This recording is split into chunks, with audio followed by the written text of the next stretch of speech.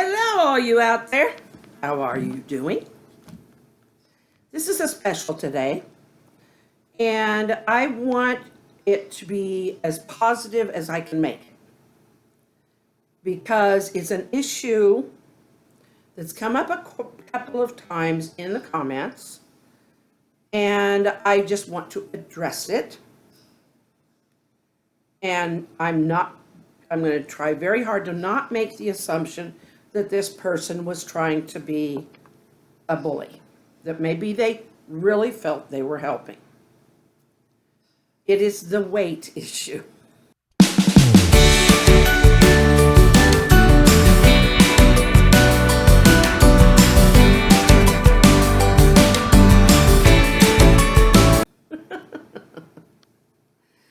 Okay. The funny thing is, the comment was made on a tape or on a video where I was showing how I use some exercises to try and strengthen my legs. I have done other videos to show how I use my exercise ball in this, and I understand not everybody watches every video. If they did, I'd have a lot more subscribers. Okay. This is an uplifting channel. I want nobody to feel judged, including this person. I want nobody to feel that they are less of than anyone else. So this is the deal with me. I am bipolar. I was diagnosed in 1995 and 1996. And at that time, I was put on medication. If I were to show you my list of medications that I take between the COPD and the bipolar, it's a page long. Page. It's a page long. I do not take these medications without some kind of food. A lot of times that's not a lot of food. It's just something to coat my stomach or help digest those medications. And sometimes, and since last year, I have been trying to be very careful not to have any kind of an empty stomach when I take my medications. Because when I had a scope, they did an endoscope through my down into my stomach, and they did the colonoscopy. And for some reason, and I've always had a sensitive stomach, my stomach was kind of bloody. Now, there's no cancer there. There's no ulcer. It wasn't profusely bleeding. It was just very red, irritated, and there was some blood. This is what had shown up in a culture where they were testing. They were testing my stool to see if I had any occult blood. That's called occult blood because you don't see it. Okay. To the weight thing. Yes. I am overweight. I am 250 pounds.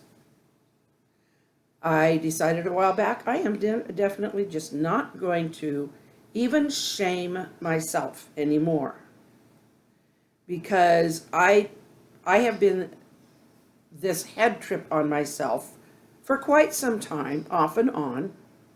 Why can't I weigh 120 pounds like I did before all this? Well, the fact is I don't. For one thing, I am 63 years old. After a certain age, your metabolism just drops anyway.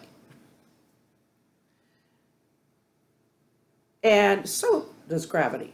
Gravity makes things kind of move. When I first started gaining this weight from those initial meds, I used to walk everywhere. I loved to walk. We live in a small town. I would walk downtown or uptown when we lived in our previous home. I was constantly busy. That was part of my problem. My brain and my activity moved too fast, and it drove everybody around me nuts. So, but the idea that I have not tried to lose this weight is not correct. Since the COPD, well, I'll go back me up just a bit. I got a treadmill after, in 2001, I had a total hysterectomy. Went through the hormone therapy stuff, all that, but I wanted to get some way so I could exercise and build myself up, because movement was something that I used to do a lot of. I never imagined myself not in pretty much constant motion. I was unable to lose the weight. I kept saying, oh, maybe I'm building muscle. That's what one of the nurses told me. But it just would not come off. I was walking 2 or more miles a day after I got built up after the surgery. Yes, I eat. Yes, I eat. It's unhealthy for me not to. A lot of the medications that I do take, they dry my mouth a lot. So sometimes maybe I lose a little weight, I gain a little weight. Some of that may be fluid, or it may just be something else.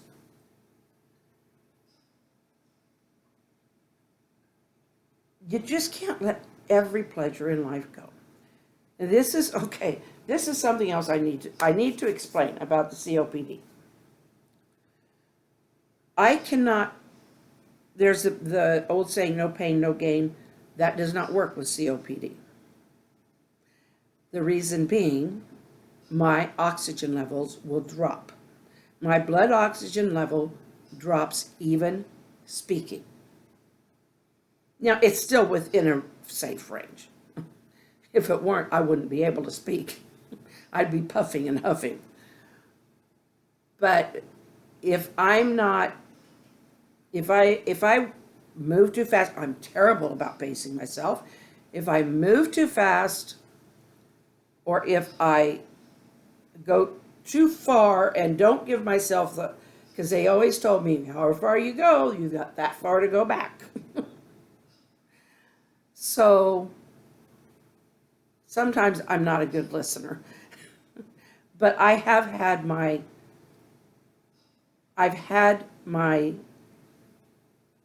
oxygen drop into the low 70s, which is a dangerous place to be.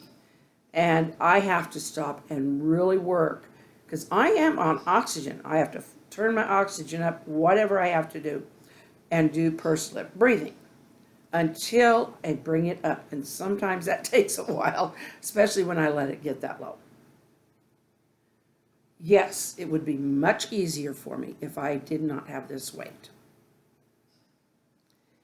It's a double-edged sword. I'm not the only one who has this difficulty. And I know sometimes people think that they're being helpful when they say, well, if you exercised more. It isn't that I don't want to exercise more. I want to be able to scrape walls. We've remodeled several houses. I used to help my husband with all of that. I would love to scrape walls. I would love to paint. I would love to do all that stuff again. There's a lot of reasons why I can't do that stuff, and I'm not going to explain them all. This is just to say, I refuse to let myself even body shame myself anymore.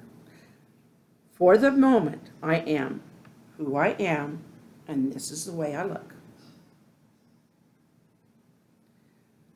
That doesn't mean that I don't try. Doesn't mean I don't get up and move around. I do those things. I do what exercise my body allows.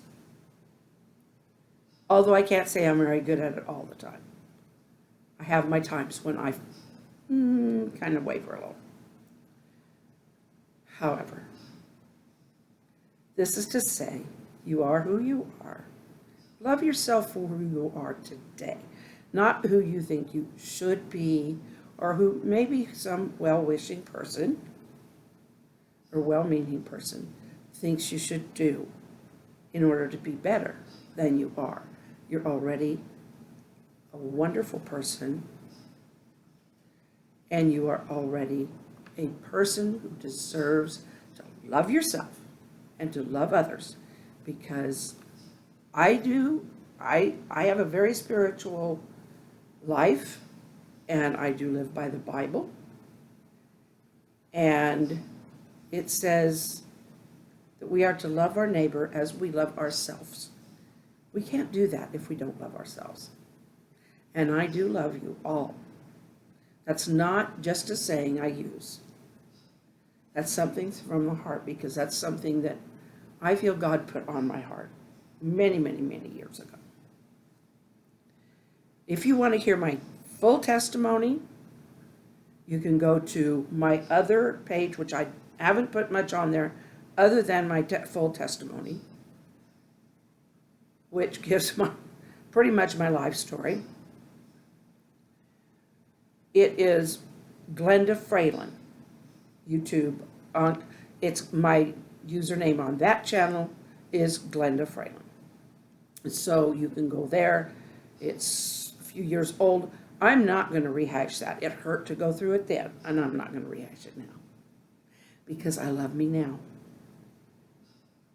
And when I rehash that, I can go to that dark place, because my bipolar tends to go to the depression more than the manic. But depression can cause you to move a lot too. It's just, I'm not a dangerous person for being bipolar. I am not. Never have been. Although I can get angry, and that maybe is not. I've yelled at people before, mainly because I have a voice that carries. Not so much as it used to. Anyway, I love you all. This is all I'm going to do for Thursday.